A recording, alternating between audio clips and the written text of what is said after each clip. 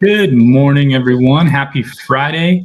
Welcome to my first ever Ask Me Anything About Mortgages called Finance Fridays. Asher here with Next to Mortgage. Hope you're having a great day. We got some questions that, I didn't think we're going to have too many participants, at least this one being the first. So I went to trusty old ChatGPT, said, hey, give me the 3 most popular mortgage questions, and we're going to tackle those today. Stay tuned.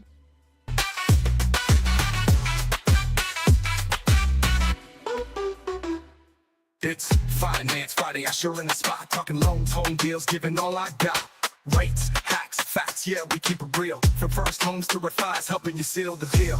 Mortgage talk, but we make it fly. No jargon, just the truth, I'll tell you why. Finance Friday, get your questions in. With Asher on the mic, let the answers begin.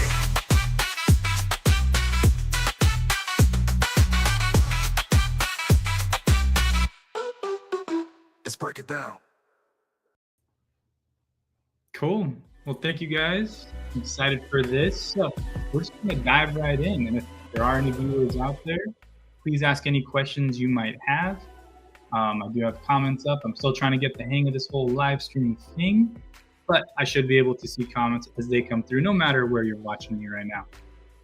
So, according to ChatGPT, the most asked question on Google or through them, how much house can I afford? So this is kind of a 2-part answer, right? There isn't just a one size fits all with this.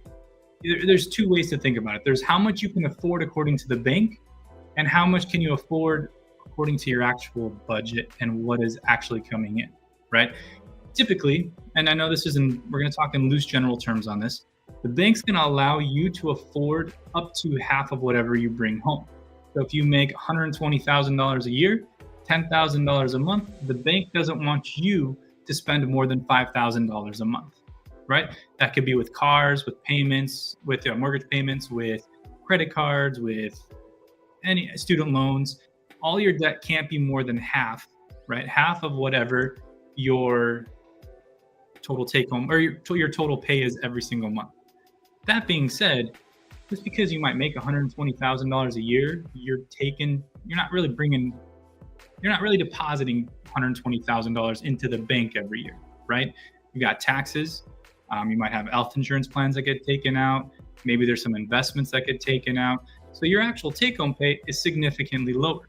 So even if the bank says, hey, we're okay if you spend up to $5,000 a month, well, if your total take-home pay is maybe $6,000 a month, it doesn't really make sense financially to have $5,000 of it going out every month. You're putting yourself in a really, really bad position, right? So, quick answer for what the bank will allow you to afford, about half of whatever you make. How much should you actually afford is a different story. And this is I just dropped a video yesterday actually on the same topic, which is kind of a first-time home buyer's guide. And let me pull the comments up just in case. And one of the first things I mentioned there is you got to know what fits your lifestyle, right? If you're currently renting and you're currently paying $2,000 a month on rent and it's comfortable, you're okay with that payment, that's your perfect amount that you should try to shoot for when you're going to qualify for a home, right? I know the $800,000 house, the $1 million house looks so much better, but especially for your first home when you're getting out of renting, try to stick with a monthly payment close to whatever your monthly rent was, right? And remember, this is always, we're typically talking about first-time home buyers here, right? And you're not always going to go after your dream home at first. Keep that in mind, right? You can paint the walls a different color after you move in. You can fix some stuff up. You can make that house look beautiful. And then in a year or two, hopefully you're making a little more money. Your mortgage is paid down. Maybe rates drop, so you refinance, and now you got a smoking rate.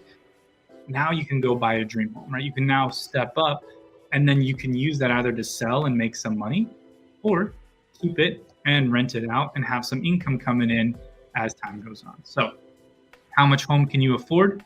2 different ways to look at it. About half of whatever you make in the eyes of the bank, and then also what's realistic. Right? You don't want to spend half of the money coming in.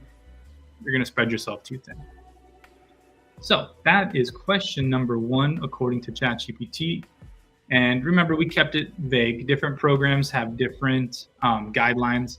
But as a general rule of thumb, half is what the bank wants, um, more or less on whatever program you go with. The next question that ChatGPT said is the most asked is, what is a down payment and how much do I need? So, down payment. You're going to buy a house.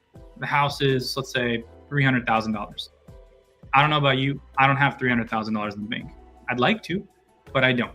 So, unlike groceries, unlike smaller items that I can save up and buy straight up, we got to get a mortgage because we don't have the entire house purchase price in our bank sitting there to be used. So instead, a bank will say, hey, I'll give you most of the money, but you got to have some skin in the game. Well, that skin in the game, that's what down payment is. It's your way of telling the bank, hey, I'm not really as risky as you might think, right? So instead of bringing the full 300,000, they might say, hey, bring 5%. Okay, I can save 15 grand, and then you put $15,000 towards the purchase. The bank will finance the other 285,000, and then you slowly pay it off over time. And for tips and tricks on how to pay it off quicker, I have a different video about that. Check the YouTube. Sorry for the shameless plug, but I do have a video about that to help you reduce your loan payments by 5 or 10 years. So down payment, that's your skin in the game. That's your way of telling the bank, you know what, I may not have been able to save 300,000, but I've got this piece. I may not be able to save 200,000, but I've got this piece. And then kind of move forward. Hopefully that makes sense. One thing when it does come with banks and down payments, every loan is going to be judged based on how risky you are as a borrower, right? Not necessarily who you are as a person, but they're going to assess, are you worthy of, balancing or budgeting? Are you good with managing debt, which is what the credit report tells them? Are you making enough money so you're not spreading yourself too thin? And then on top of it, how much skin are you putting into the game, right?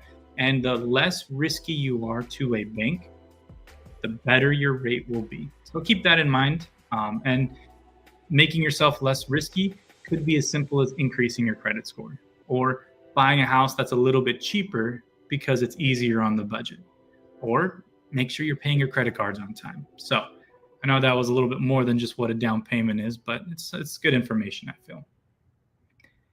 And then question number 3, kind of in line with that, what are closing costs? So unfortunately, mortgages aren't free. I wish they were, but at the grand scheme of things, they're not. Lots of people touch the files. Lots of people are working on a mortgage, whether it's through the lender, a loan officer, a processor, anything in between. And people need to get paid because it's their livelihood. So closing costs, when it comes to a mortgage, is everything that it costs to do your loan. It's as simple as that. Now, what are some of the things you're going to see in there? And just keep in mind, these are going to vary from state to state and even county to county, depending on where you live. But for a grand overview, the first thing you're going to have are origination fees. This could be actually origination fee to your loan officer or to the bank. You may have discount points, and the discount points might sound like it's a little, you get a discount at the grocery store, you pay less.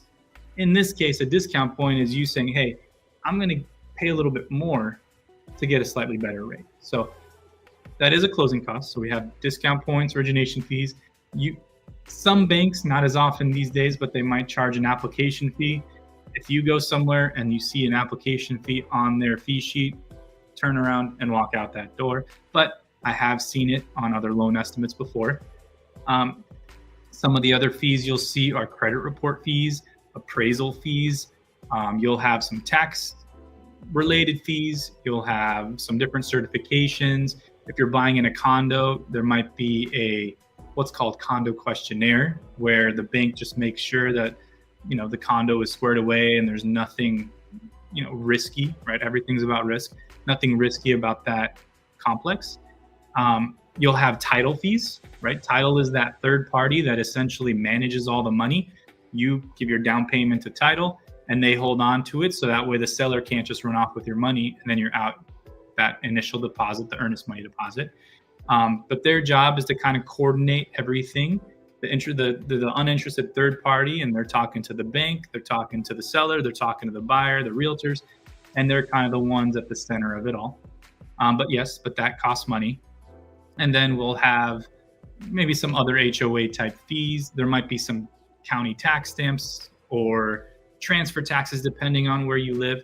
And then we have another set of closing costs called escrow, right? Every month, unless you choose to opt out, your bank, your lender will pay your insurance and taxes on your behalf, right? It's in their interest that you don't miss those payments and end up losing the house, and then they lose their investment as well, since they've lent out a lot of money on it. So in order to have them pay it, however, you do have to put money towards it. So that is also going to be a factor when it comes to closing costs. But once again, with certain lenders, certain banks, and certain types of loans, you can waive those, and that will lessen your closing costs when you go to close on your loan. So it was a short one today. I know. I don't know how many people are actually watching this live, but if there are any, hello and thank you for hanging out. I didn't see any comments come through, which it's okay. That's no problem. But with that being said, I'm going to do this every single Friday, 9:30 Pacific Standard Time, unless something happens, and then I'll make an announcement. If there are any questions you want answered, shoot me a DM, shoot me an email, a text. My information is everywhere. Wherever you're watching this, go to that profile page and you'll see all my contact information. But for now, thanks for hanging out. Happy Friday. We made it through the week. Have an excellent weekend. See you later.